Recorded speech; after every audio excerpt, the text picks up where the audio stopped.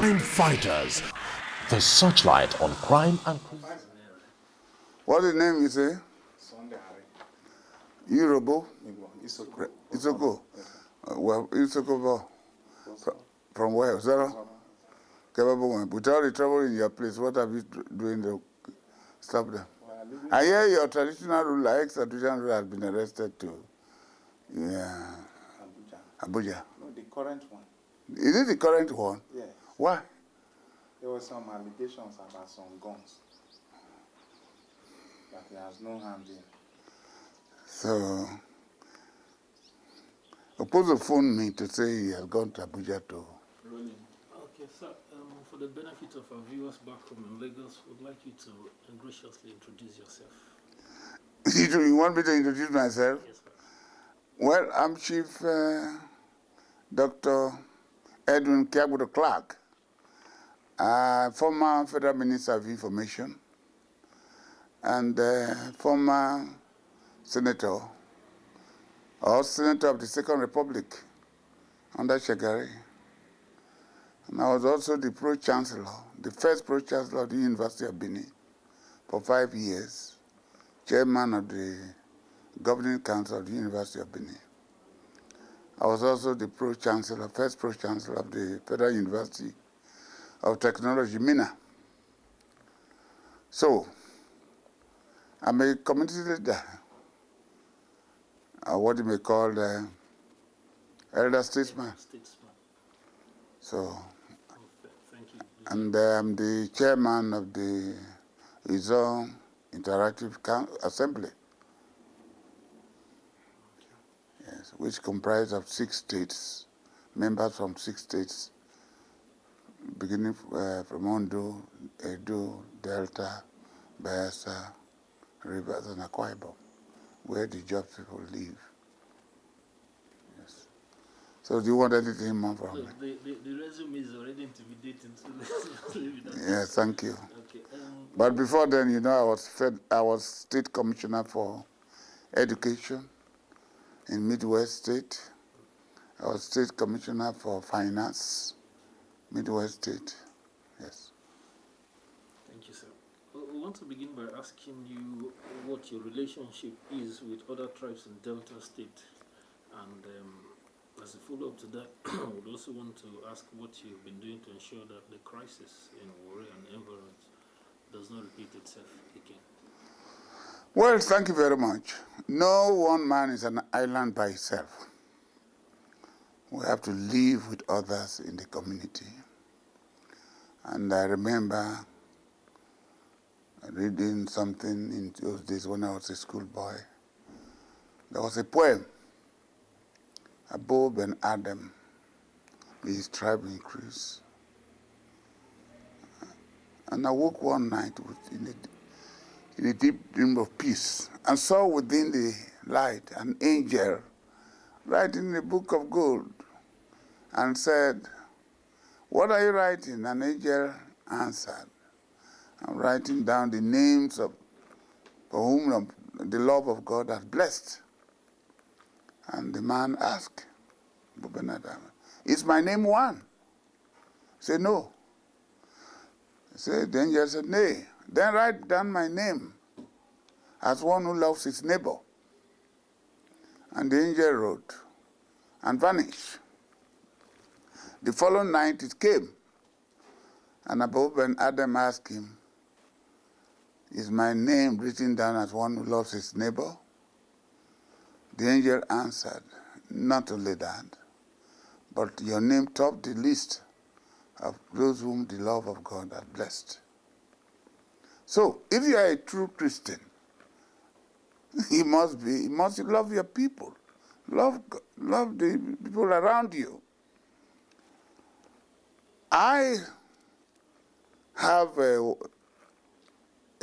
mine is a special case. I'm an Ijob by tribe. I'm an Robo. And I'm Isoko. And I have the title of Isoko, the Minigo of Yede.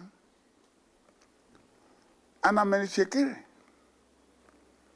I'm an Oshona by birth.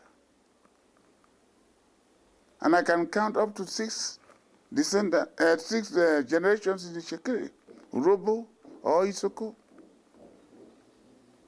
Not to talk of it, I can count about 12 generations of Ijo. So, you cannot live on your own. My relationship with the other ethnic nationalities is very cordial. Not only my person. This, as a leader of my people, I see to it that there is good relationship between all the ethnic groups. We live together. And there is nowhere in this state where an Ijaw man will say that he hasn't got Urobo or Shekiri blood or Isoko blood in him. Similarly, there is nowhere where an Urobo man will say he hasn't got Shekiri or Ijaw blood in him. There is no way you can say, Shekiris will say they have no Ijaw blood or Urobo blood or Isoko blood in them. So, even in Shekiri, some time ago when during the crisis, I wrote an article and I challenged the Shekiri right from the beginning, from the time of Nana Olomo, Chief Nana Olomo of great fame, to this day, and about 50 Shekiris who have Urobo or Ijaw blood. It's the same thing with the Ijaws, same thing with the Urobos. I come from a family here, one of the largest families in the state, the Beketermo family. Almost all my father's children were given Shekiri names, my great-grandfather's name. I was one of those not given Shekiri name. So, whatever happened during the Fratricida War, it was by accident. Sometimes two brothers do quarrel. That doesn't mean that they are no longer brothers. Father and son, they do quarrel. Provided those quarrels have head and not of heart, we can always manage them. And I think that during that Fratricida War, there were causes of one ethnic group trying to dominate the other and vice versa. Luckily, the war is all over now. It was a fratricida war, as I said, where what happened was that they just felt that they needed a council, local government council, and they wanted their local independence. And the Shekiri said, no, you are under us. So they just said, no, we are not under you. If we have been under you, enough is enough. We want to be on our own. So when a council was created by the government in 1996, October 1996, for the Ijaws in Ogbujo, where the quarters in Ogbujo, the council was inaugurated, council was functioning, there was federal presence in Ogbujo, there was state presence. After a few months, the headquarters of the council was arbitrarily transferred to Gidigbe, an Ishikiri village, by the Scrabbles. That was the cause of the problem. But under Ibori's government, I must give him the credit because he was there. Before he came, other governors or military administrators tried to bring peace. The Colonel Dung was there. Captain Fiabo was there. But unfortunately, they couldn't settle it. We went to Abuja, appeared before Absalom, Abubakar, the then military head of state, last military head of state, Admiral Higbe, who was then Chief of General Staff. The matter could not be settled. committees were appointed. But in 1999, there was a stage in that war between the Robos in particular and the Shekris, which affected Warri Township, and between the Jaws and the Shekris, which also affected Warri Township.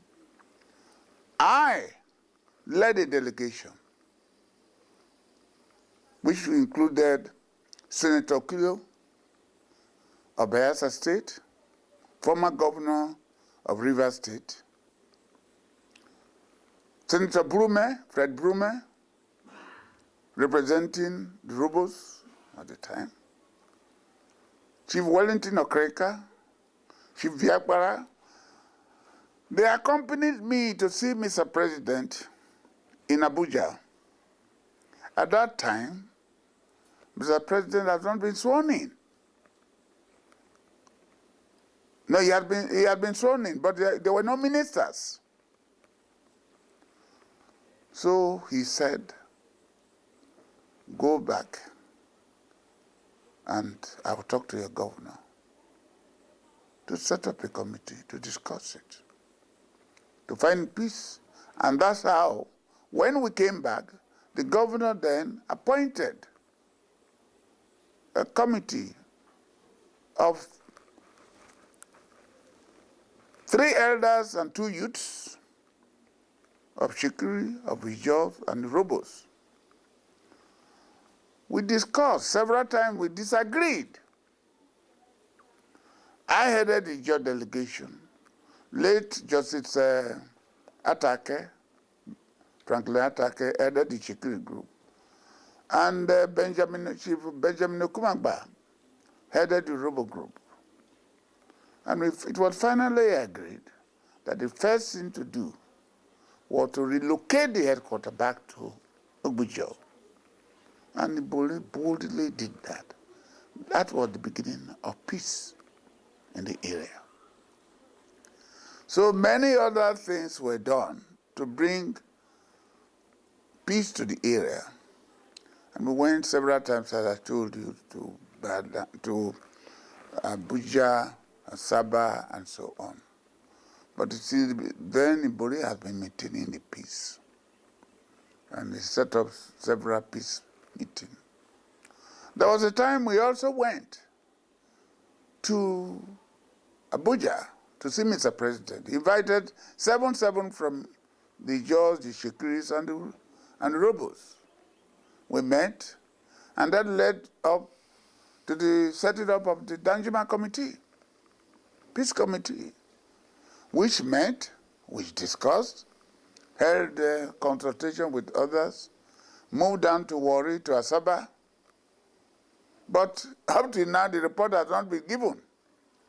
But the peace we are depending upon today was created by Ibori and his administration.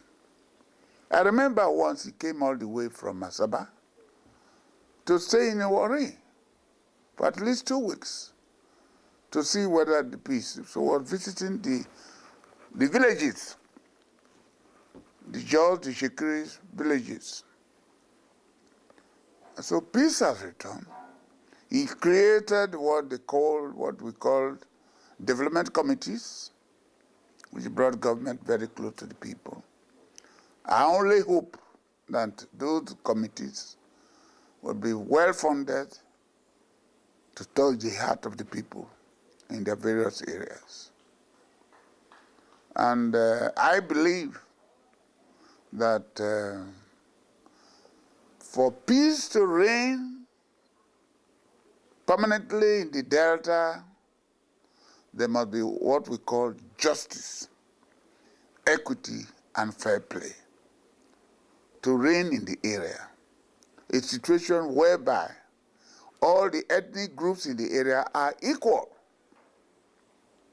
No one is superior to the other. A situation where there's love among the people who live in the area.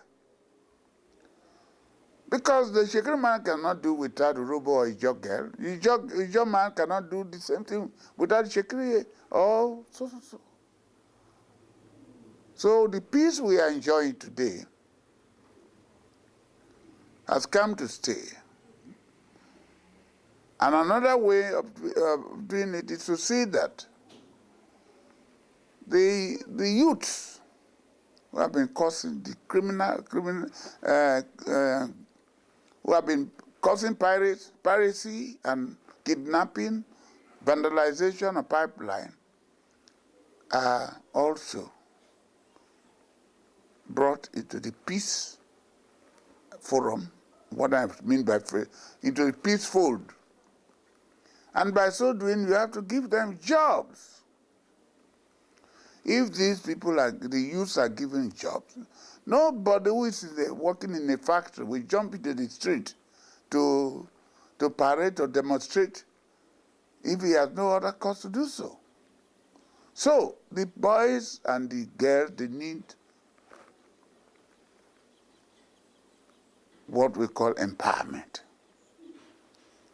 And once the youths are empowered, this laziness, this idea of being idle, this idea of kidnapping white people, asking for money to be paid, monetary reward, will not arise.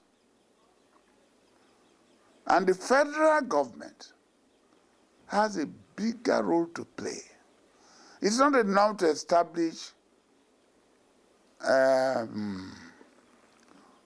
NDDC. Umpadek was there. It didn't work. It didn't solve the problem of our people. And NDDC will not do it because it hasn't got enough resources to do so, and because it has not been properly funded. And again, bureaucracy has taken over the place.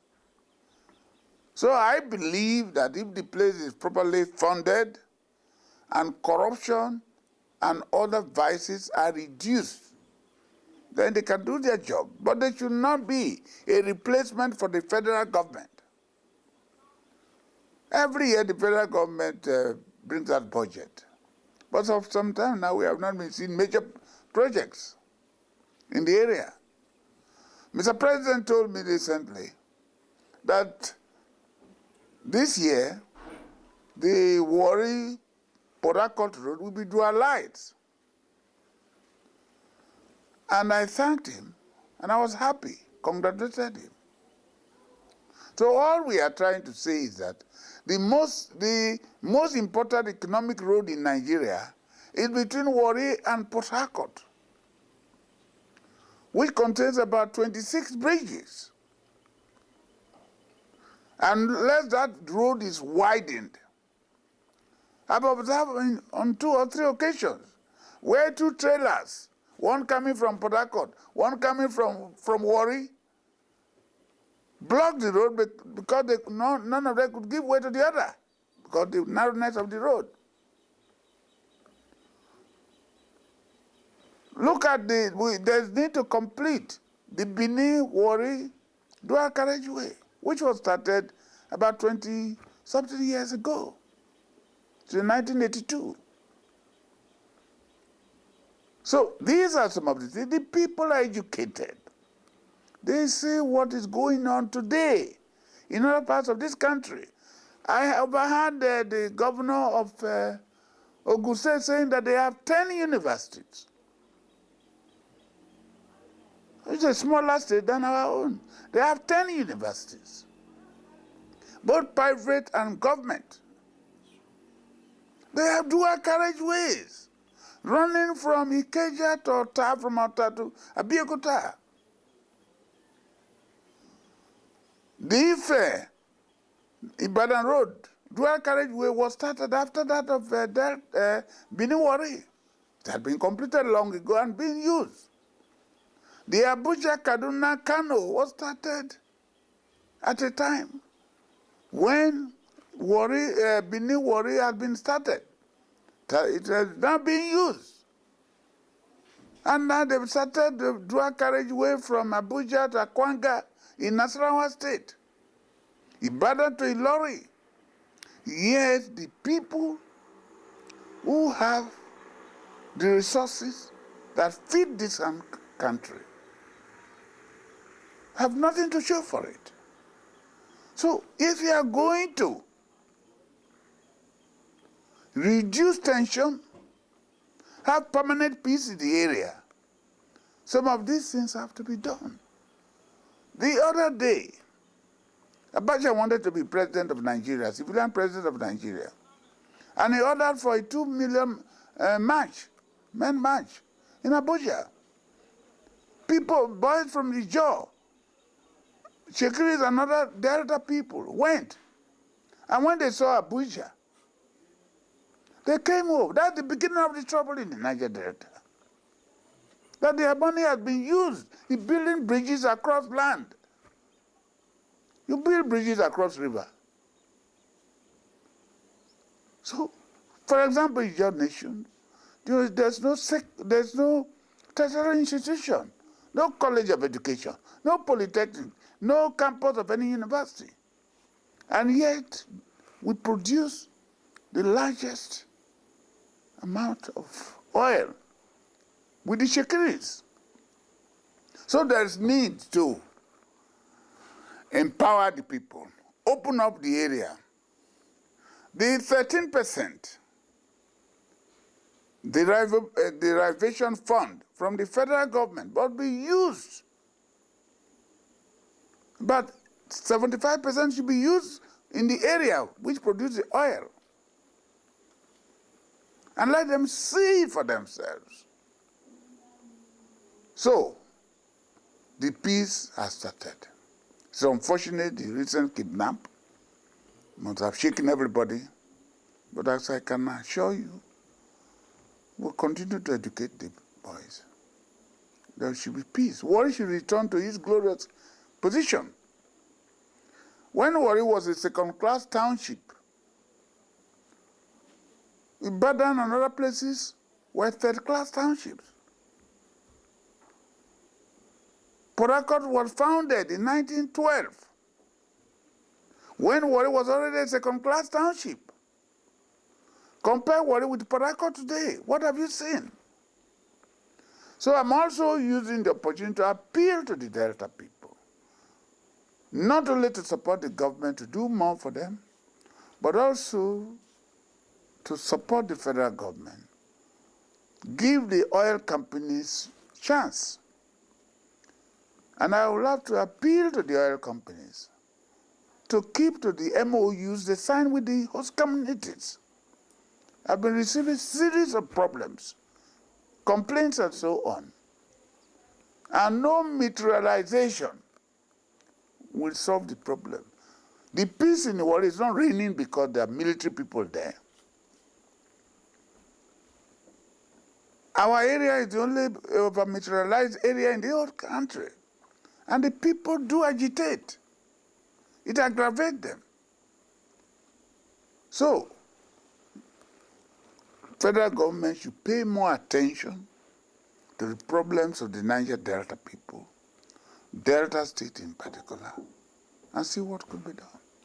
Thank you very much, sir, for taking us through this long historical perspective about the... Yes, I do not envisage any question you want, so you can still ask me. I just want to ask, sir, that, given the fact that the people of this area had lived cordially for a long period of years, decades, and centuries, could you point to a point in time when people began to identify themselves as, no, I'm a Shekiri man, I'm an Ijaw man, I'm an Yoruba man, which brought about this crisis? Well, I said that it's very recent. It's very recent. We used to call ourselves Warri boys. And we run around. And I remember in those days, I have an uncle. He has a property in Omachola Crescent there. During the Christmas and the New Year, we danced around the whole of Warri. We used to dance throughout the night. We danced through. And nobody would say, you are Shekiri, you are Ijaw, you are Urobo, you are Isoko. No. We all grew together. Last night I met one prominent Isoko chief in Lagos, Mr. Shive Ebelubeku. And he was telling me of the old days in Warri, when he was in Nigerian College of Arts and Technology. They come home, they play ball, they do everything together. It is after some time that this idea of I'm an Ijaw man, I'm an Shekiri man, I'm an Urobo man, I'm an Isoko man, came into being. Oh, I'm a Kwale man. So, what we are trying to say, can we not bring back the old days when we did not discriminate against one another? I remember when Warri was playing Ibadan in those days, football, the Challenge Cup, Warri market will be closed. Even at the level of colleges, government college playing CKC from Onitsha, the whole of Warri will unite together. That's how it was. It's now that people are talking about where you come from. Warri was the home of Pidgin English, because that's the only language every one of us understood. It's only now people begin to say, can you speak your language? So that is the position. Thank you very much, sir. Yeah. Maybe this might just be my last question, because in answering my first question, you took time to even respond. I did, because I anticipated perhaps. My Yeah. questions. So I just You can still ask them, and it's all right. I just want you to assess the efforts of the present administration in bringing about development in Delta State, and if possible, you could also point out areas that needs to be touched upon. Do you have mentioned some too? yes, thank you very much. I think charity begins at home. I remember some years ago, Chief James Odanefe Ibori wanted to be governor under the GDM. And he came here to see me. This road was impassable. Took him about 1 hour or 2 hours to reach here. This is my road. So many people have been trying to do it for the past 27 years. But when Ibori came into power, he decided to construct it. So today you're able to drive down here, and you see the number of roads that have been opened in the area. Almost everywhere. Go to Isoko, go to Olobun, go to Kwale, and so on. Many roads have been built at a very high cost, having regard to the type of terrain we have in our area. So a lot has been done in this area. I think when Mr. President came last March, he saw for himself. And I listened to his speech.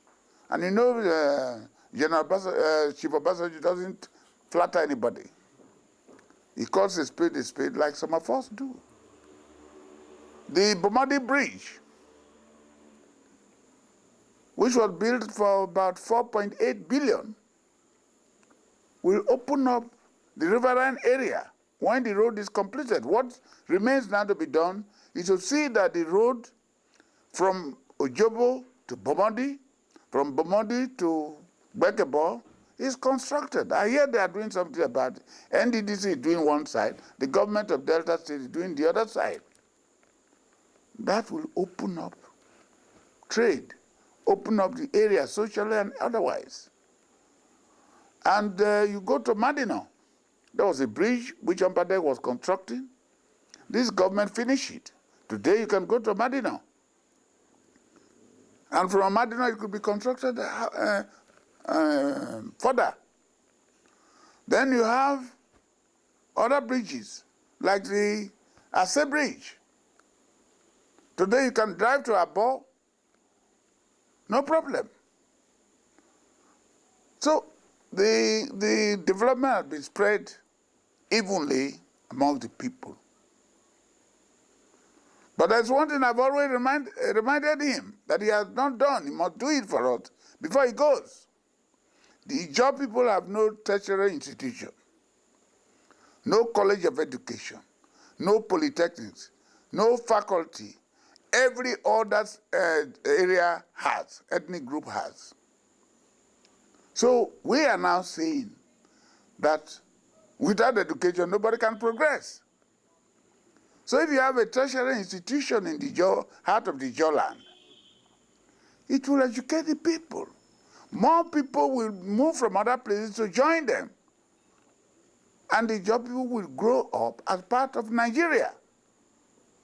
That is one of the main things I've been kicking against. Another one is that there are no riverine transport.